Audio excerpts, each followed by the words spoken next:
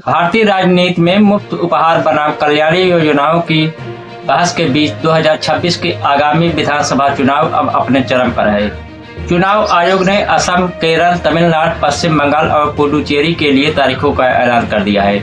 नमस्कार, मैं हूं शारदा प्रसाद तिवारी। आप देख रहे हैं सपोर्ट स्वराज न्यूज।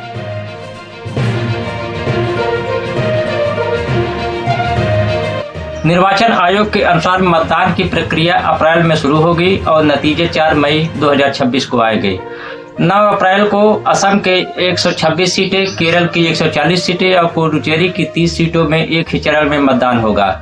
23 अप्रैल को तमिलनाडु की 234 सीटों के मतदान होंगे। 2 चरण में 23 और 29 अप्रैल पश्चिम बंगाल की 294 सीटें में मतदान संपन्न होगा। राजनीतिक विश्लेषण के मुख्य मुद्दों की बात की जाए तो पश्चिम बंगाल में ममता बनाम भाजपा, यहाँ मुख्य मुकाबला सत्ताधारी तृणमूल कांग्रेस और भाजपा के बीच है। टीएमसी अपनी कल्याणकारी योजनाओं के दम पर सत्ता बरकरार रखना चाहती है, जबकि भाजपा विकास और भ्रष्टाचार के मुद्दों को उठा रही है। तमिलनाडु में द्रविड़ वर्चस्व नई चुनौती का मुकाबला है। अभिनेता से नेता बने विजय की एंट्री ने मुकाबले को त्रिकोणी बना दिया है। डीएमके और एआईएमडीएमके के पारंपरिक गढ़ में यह नई चुनौती चुनावी समीकरणों को बदल सकती है। केरल इतिहास रचने की तैयारी है।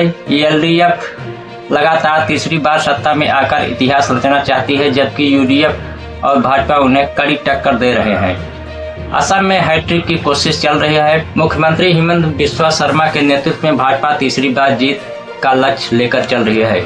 भाजपा ने अपने घोषणा पत्र में 5 लाख करोड़ के इंफ्रास्ट्रक्चर निवेश और सामान्य नागरिक संहिता लागू करने का वादा किया है। मुख्य योजनाएं और मतदाताओं का रुझान चुनाव में फ्रीबीज एक बड़ा हथियार बनकर उभरे हैं। तमिलनाडु और बंगाल जैसे राज्यों में महिलाओं को सीधे नगद सहायता देने वाली योजनाओं ने जनता के बीच गहरी पैठ बनाई है।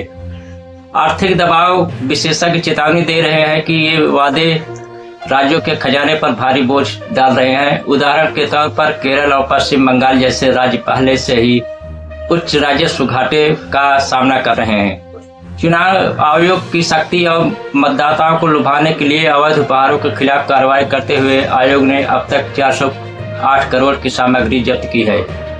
2026 के नतीजे केरल राज्यों की सरकारें ही तय नहीं करेंगी, बल्कि यह 2027 के उत्तर प्रदेश विधानसभा चुनाव के लिए एक नैरेटिव सेट करेंगे, जहां अखिलेश यादव पहले से ही पीडीए और 5 बनाम 95 के नारों के साथ सक्रिय हैं। यह 2029 के लोकसभा चुनाव से पहले विपक्ष की एकता और भाजपा की चुनावी मशीनरी का सबसे बड़ा सिस्टम टेस्ट साबित होगा। यह विश्लेषण स्पष्ट करता है कि आगामी चुनाव केवल सत्ता का खेल नहीं है, बल्कि यह विकास के अस्थायी निवेश बनाम तत्काल की राजनीति के बीच एक बड़ा फैसला होगा। निष्कर्ष के तौर पर आगामी चुनाव का यह विश्लेषण हमें एक बड़े बदलाव की ओर इशारा करता है। एक तरफ कल्याणकारी योजनाएं हैं जो गरीबों को तुरंत राहत देना चाहती हैं, तो दूसरी तरफ राजकोषीय अनुशासन की चुनौती है जो देश के लंबे समय के विकास के लिए जरूरी है।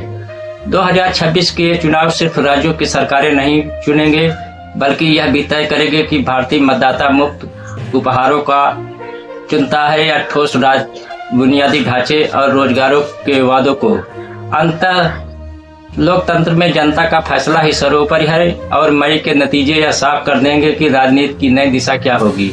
तो क्या मुफ्त की योजनाएं सत्ता की चाबी बनेगी या जनता का विकास के ठोस वादों पर मुहर लगाएंगे? यह तो आने वाला वक्त ही बताएगा। राजनीति की हर छोटी बड़ी हलचल और सटीक विश्लेषण के लिए हमारे साथ जुड़े रहे। अगर आपको यह विश्लेषण पसंद आया तो इस वीडियो को लाइक करें, अपने विचार कमेंट बॉक्स में साझा करें और ताज़ा अपडेट्स के लिए हमारे चैनल को सब्सक्राइब करना न भूलें। बेल आइकन जरूर दबाएं ताकि कोई भी बड़ी खबर आपसे छूट न जाए। देखते रहिए सपोर्ट स्वराज न्यूज। नमस्कार।